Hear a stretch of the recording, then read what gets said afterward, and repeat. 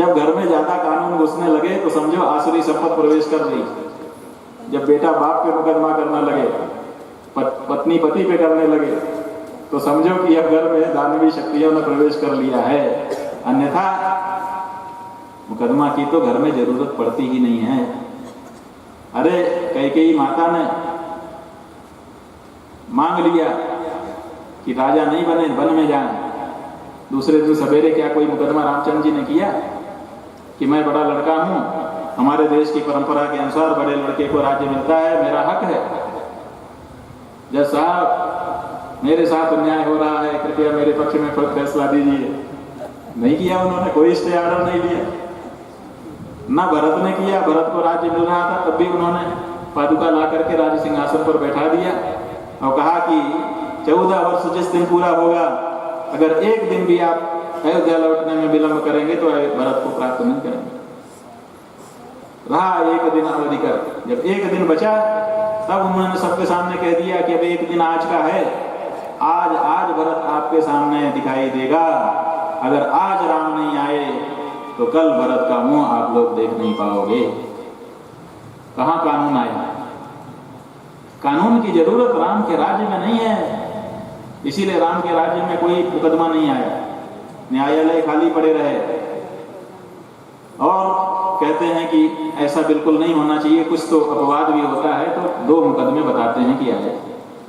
एक मुकदमा दीवानी का आया और एक फौजदारी का आया। फौजदारी का मुकदमा आया था जब पंडित जी ने कुत्ते को डंडा मार दिया, आप लोग जानते ही। तो कुत्ते ने जाके नालिश की, राम जी के दरवाजे के सामने जाकर के बोला कि मुझे न्याय चाहिए। रात को जिस समय मारा था उसी समय, और रात को ही राम जी को सूचना मिली। राम जी ने कहा भाई न्याय करो उसका, जाओ सुनो। तो लक्ष्मण जी गए, बोलो भाई अपना मुकदमा सुनाओ, क्या शिकायत है तुमको? कहा नहीं तुमसे नहीं कहूंगा। राम जी आए, यहाँ सीधे सुप्रीम कोर्ट जाओ, तो सुप्रीम कोर्ट कहता है कि यहाँ क्यों आ गए, पहले नीचे जाइए, वहां से आइए। राम जी ने ये नहीं कहा। राम जी ने कहा अच्छा मुझसे न्याय चाहता है तो ठीक है, मैं न्याय करूंगा, बुलाओ। तो फिर गए लोग, कहा भाई राम जी बुला रहे हैं, तुम्हारा न्याय करने के लिए बैठ गए न्याय की कुर्सी पे। कहा अरे कैसी बात करते हो, मैं कुत्ता हूं? ये तो देखो राम जी के राजमहल के अंदर मैं नहीं प्रवेश करूंगा, कुत्ते का स्थान मैं जानता हूं, इसलिए अगर मुझे न्याय देना है तो राम जी को यहाँ पे आना होगा। राम जी अंदर बाहर दोनों जगह जा सकते हैं, मैं बाहर ही बाहर रह सकता हूँ, अंदर नहीं जा सकता, मैं अपनी मर्यादा क्यों लाऊं? तो राम जी ने कहा अच्छा। तो राम जी बाहर निकल गया। चलो, तो सड़क पे कुर्सी लगी न्यायाधीश।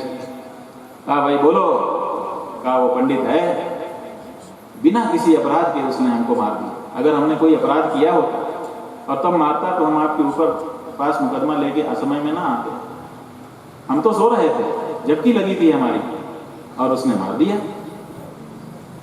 पंडित को बुलाया गया खोज कर, क्यों भाई आपने मारा?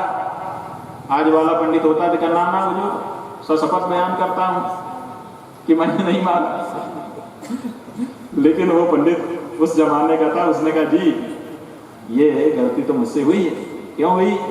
कहा मैंने सोचा कि ये कुत्ता रास्ते में है, कहीं मुझे छू ना दे, इसी आशंका में, संभावना में मैंने मार दिया कि दूर हट जाए। गलती मैं मानता हूं, कोई गवाही साखी की आवश्यकता नहीं है। तो भगवान ने कहा ठीक है, अब दंड विधान होगा, आपका दोष सिद्ध होता है। दंड सिद्ध हो गया। फौजदारी मामलों में यह नियम है कि पहले दंड सिद्ध होने का फैसला सुनाया जाता है, उसके बाद फिर दंड के लिए अलग तिथि घोषित की जाती है कि इनका दंड अमुक तारीख को घोषित किया जाएगा। इस बीच में उनके वकीलों को या उस व्यक्ति को अवसर होता है कि वो अपनी सजा कम करवाने के लिए दलीलें पेश कर सके कि कानून में तो इतने साल की सजा है, लेकिन मेरा दोष इस तरह से कमजोर है, इसलिए कृपा करके कम सजा की जाए। ये बहस करने का एक अवसर तब भी रहता है। तो दोनों पक्ष उसमें आते हैं, तो दोनों पक्ष आए, दोष तो सिद्ध हो गया, अब दंड सुनाना था। तो भगवान ने पूछा पंडित जी आपका दोष तो सिद्ध हो गया, आप सजा कम कराना चाहते हैं? पंडित ने कहा नहीं, ये मेरे जीवन में कलंक रह जाएगा, मैंने किन परिस्थितियों में ऐसा कर दिया मैं भी नहीं समझ पा रहा हूँ, हो ही गया मुझसे अपराध, अब तो जो कड़ा से कड़ा दंड हो आप मुझको दीजिए, मैं कोई रियायत नहीं चाहता। कल स्वामी जी नहीं सुना रहे थे कि शंख लिखित दोनों भाई थे, फल खा लिया था केवल अपने भाई के बगीचे का। राजा के दरबार में गया तो कहा कि कम दंड मुझे नहीं चाहिए, जो इसके लिए बनता। कहा भाई चोरी के लिए तो हाथ काटने का दंड है हमारे। कहा तो काट लीजिए, कटवा दिया। तो एक तो गलती करते नहीं थे, और गलती करते थे तो उसको स्वीकार करके उसका दंड भोग करके अपने आप को निष्पाप बना लेते थे। ऐसा भी जमाना अपने देश में था। क्यों?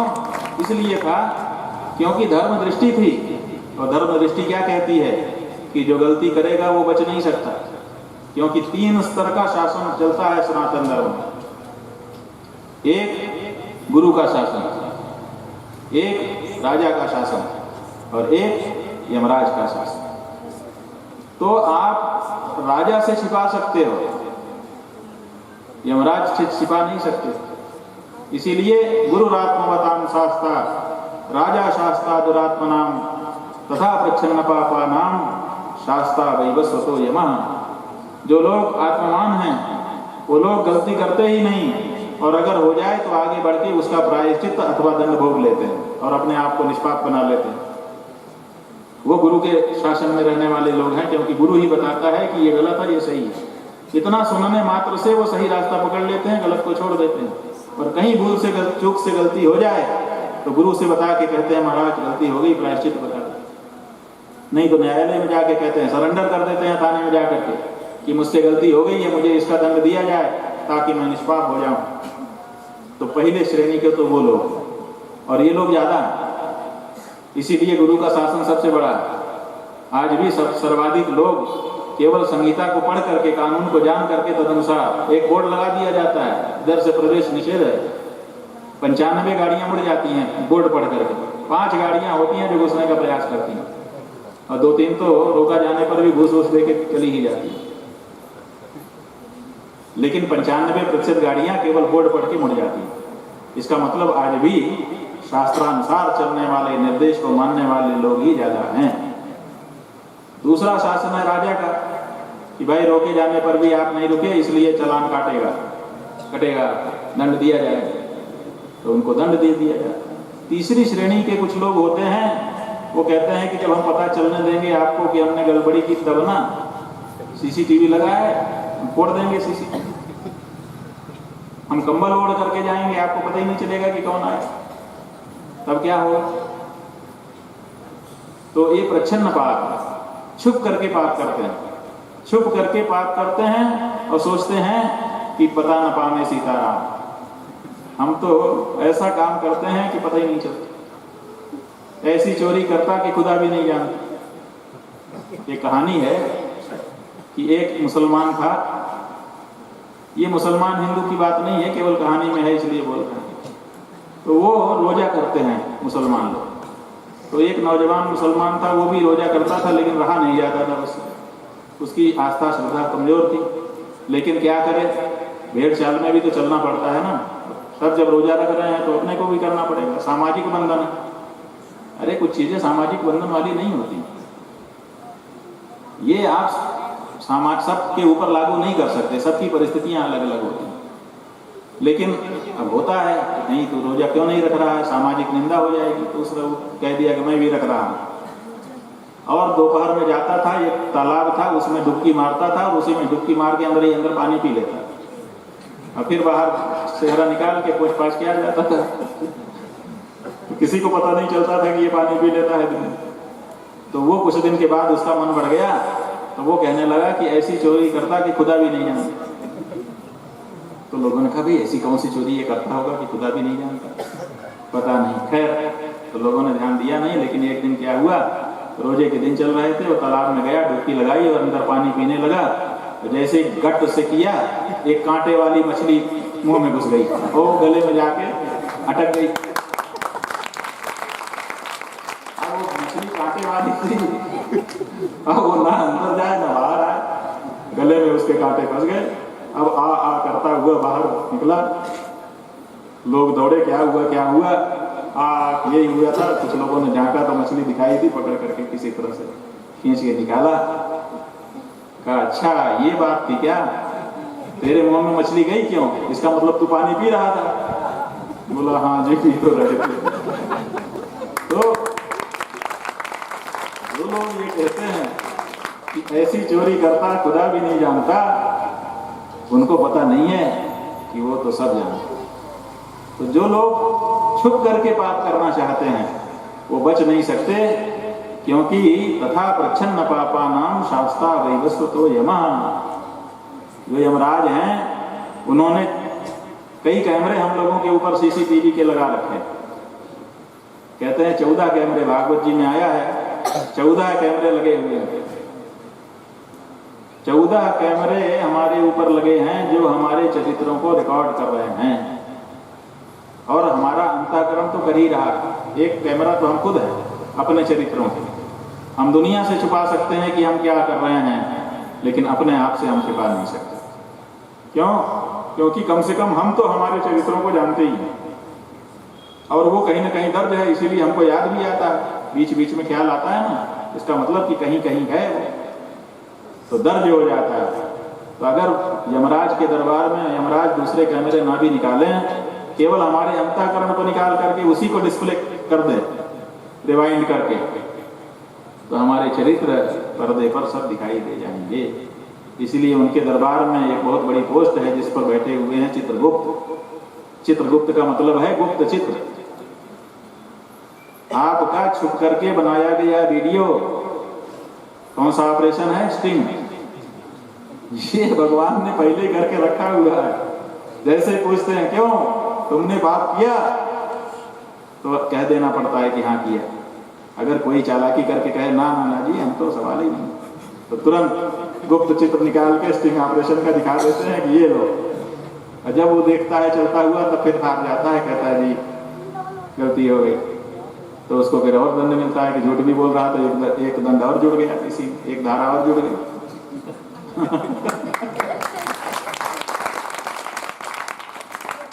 तो भगवान से कुछ भी छिपा हुआ नहीं, इसलिए आप छुप करके राजा के दंड से बच सकते हैं, लेकिन भगवान के दंड से बच नहीं सकते। इसलिए सावधान रहो, दोष पाप करो ही मत, और अगर किसी कारण से कभी हो जाए तो उसको किसी योग्य व्यक्ति को बता करके उसका दंड स्वीकार कर लो। धर्मशास्त्रियों को, धर्माचार्यों को बताओगे तो उसका प्रायश्चित बता देंगे, तो प्रायश्चित करके शुद्ध हो जाओगे, और नहीं तो राजा को, शासन को बताओ, शासन उसका दंड दे करके तुमको शुद्ध कर देगा। तो भगवान ने जो सृष्टि बनाई ब्रह्मा जी ने, वो सृष्टि अलग है, और हमने आपने जो बना रखी है वो अलग है। हमने आपने एक ऐसी सृष्टि बना ली है जिसमें हमारा अपना संसार चल रहा है। ये व्यक्ति कैसा है, ये जैसा है, ये ईश्वर जानता है या खुद ये जानता है, लेकिन हमने भी एक धारणा इसके लिए बना रखी है कि ये तो ऐसा है, और उसी धारणा के आधार पर हम इस व्यक्ति से व्यवहार कर रहे हैं।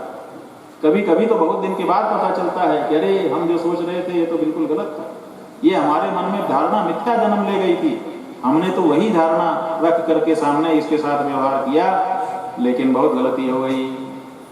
तो ये जो धारणाएं हम बनाते हैं, ये धारणाएं ही हमारा बनाया गया संसार, और इन धारणाओं में ही दुख, इन धारणाओं में भी अज्ञान, इन धारणा में ही भय, और इन धारणाओं में भी क्लेश कर्म पाप सब छिपा हुआ है। इसलिए भगवान की सृष्टि में, चाहे वो सतलोक हो, चाहे वो वैकुंठ हो, चाहे वो गोलोक हो, चाहे साकेत धाम हो, चाहे मणिद्वीप हो, चाहे कैलाश हो, जो भी हो, उन सब में सुखी सुख है, आनंदी आनंद है, क्योंकि परमात्मा आनंद स्वरूप है। आनंद स्वरूप परमात्मा दुख की सर्जना कर ही नहीं सकता, तो फिर दुख कहां से मिल रहा है? ये केवल हमारे अज्ञान के कारण मिल रहा है। कबीरा या संसार में सबकी गठरी लाल, तो गांठ खोल जाने नहीं ताते भया इंगाल। इस संसार में भगवान ने सबकी गठरी में बड़े बड़े रत्न, कीमती कितनी रत्न बांध करके थैली सबको पकड़ाई है। बेटा संसार यात्रा में जा रहा है, ले तेरे काम आएगी। बुद्धि दे दी, प्रतिभा दे दी, जाने कितने सद्गुण दे दिए और दे करके भगवान ने भेज दिए, लेकिन हम उसको उपयोग में करना ही नहीं चाहते। हम अपनी बुद्धि का उपयोग नहीं करना चाहते, हम अपनी प्रतिभा का उपयोग नहीं करना चाहते। अरे बुद्धि प्रतिभा तो ठीक, अपने हाथ पांव का सदुपयोग नहीं करना चाहते, अपने मुंह का सदुपयोग नहीं करना है। काय के लिए बना है? तम्बाकू खाने के लिए, गुटखा खाने के लिए, बीड़ी पीने के लिए, गाली बोलने के लिए, किसी को व्यंग करने के लिए? इसके लिए तो नहीं बनाया था ना भगवान ने मुख। मुख जब उन्होंने बनाया था तो सोचा था कि इससे वेद मंत्र पढ़ेगा, इससे भगवान की स्तुति करेगा, नाम संकीर्तन करेगा और इसी तरह की और चीज, लेकिन आपने उसका भी दुरुपयोग शुरू कर दिया। तो आप अपने शरीर का, अपने हाथ का, अपने पैर का, अपने कर्मेंद्रियों का, अपने ज्ञानेंद्रियों का, अपने प्राण का, अपने मन का, अपनी बुद्धि का, सबका दुरुपयोग कर रहे हैं, अपना संसार बना के, अपनी धारणा बना के। इसीलिए आपको दुख हो रहा है। भगवान के बनाए गए संसार में दुख हो ही नहीं सकता, है भी नहीं। स्वामी जी मंच पर पधार रहे हैं, आप सब करतल ध्वनि के साथ उनका स्वागत करें।